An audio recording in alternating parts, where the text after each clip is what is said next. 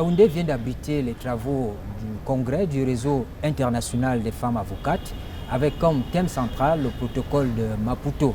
Et nous revenons sur cette actualité intéressante parce qu'elle nous donne la possibilité de parler de la profession d'avocat, surtout quand on est femme. Pour traverser le sujet, nous avons sur ce plateau Maître Claire Atanganabikuna qui est bâtonnier. Merci de nous avoir rendu visite.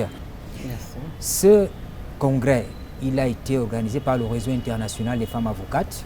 Peut-être que nous ne connaissons pas très bien le fonctionnement de cette entité. C'est l'occasion de voir ces réseaux dans ses missions, ses hauts faits d'âme, par exemple, depuis sa création.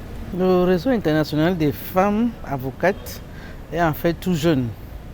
Il a été créé au Rwanda, à Kigali, il y a 2 ans.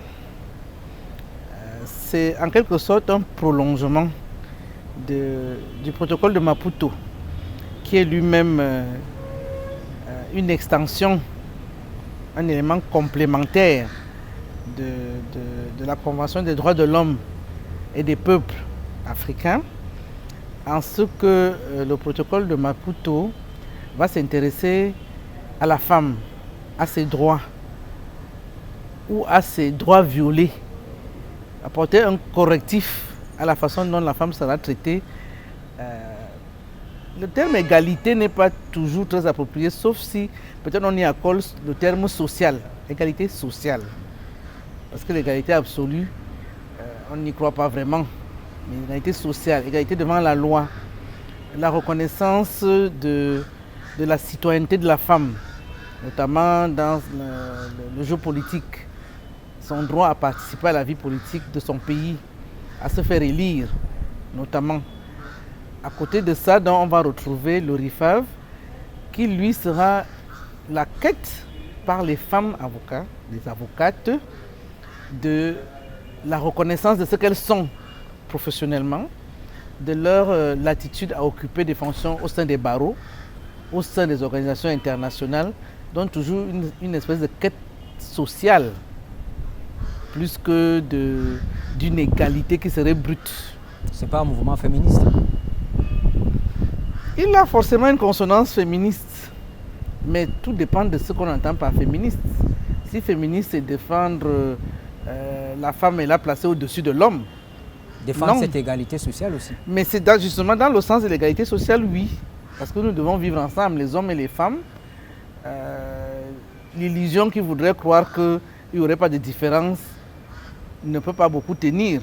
Mais nous avons un problème en Afrique qui est quand même que cette notion d'égalité sociale n'a pas encore fait son chemin. À l'occasion de ce congrès, vous avez fait venir les pionnières du barreau du Cameroun. Il y avait notamment Maître Alice Nkom, Maître Marie-André Ngwe, Maître Brigitte Adanengue qui étaient là dans la salle. Mais ce qui nous intéresse ici, c'est que les prises de parole des unes et des autres nous ont permis de comprendre que exercer la profession d'avocate, surtout quand on est femme, ce n'est pas la chose la mieux partagée. Il y a beaucoup de difficultés. Mais quel est le problème?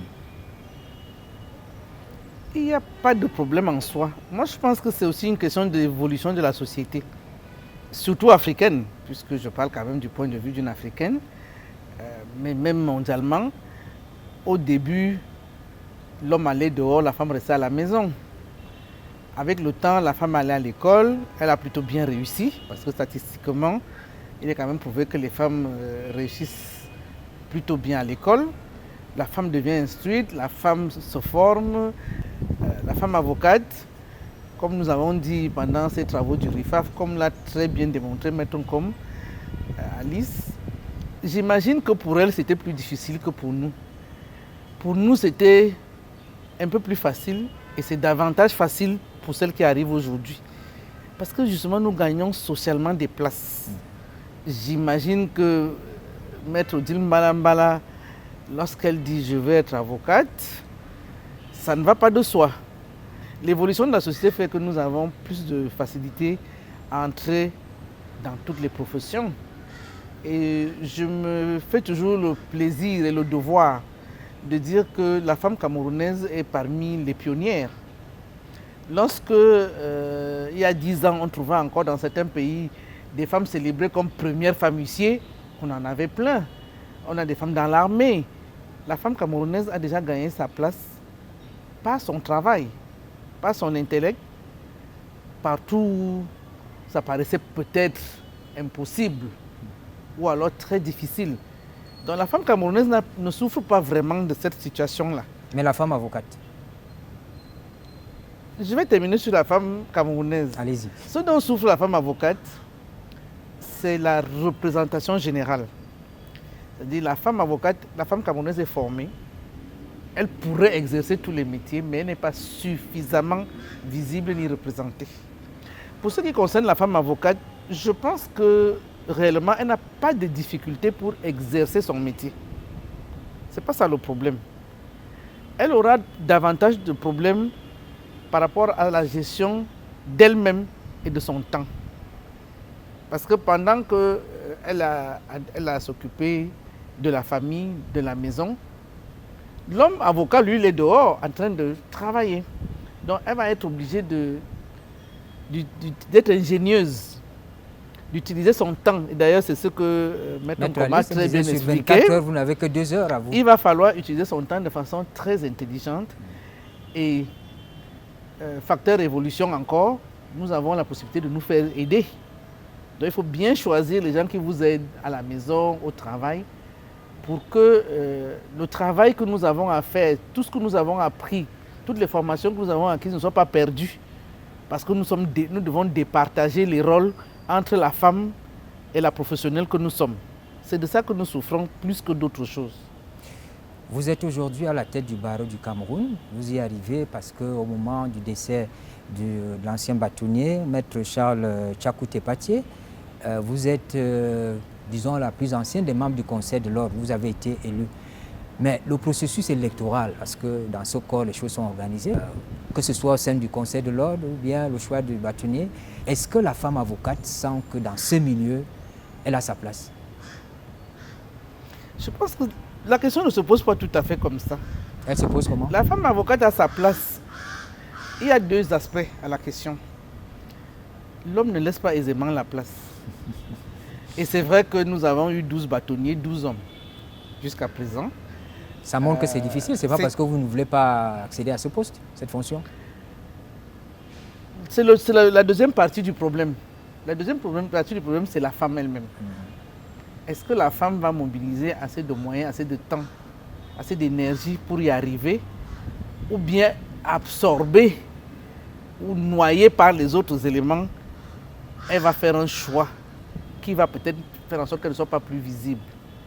Je le dis parce que de l'histoire du barreau du Cameroun, il est rarement arrivé qu'il y ait 5 femmes au Conseil de l'Ordre. Pourtant, les femmes sont de plus en plus nombreuses dans le barreau. Et je pense que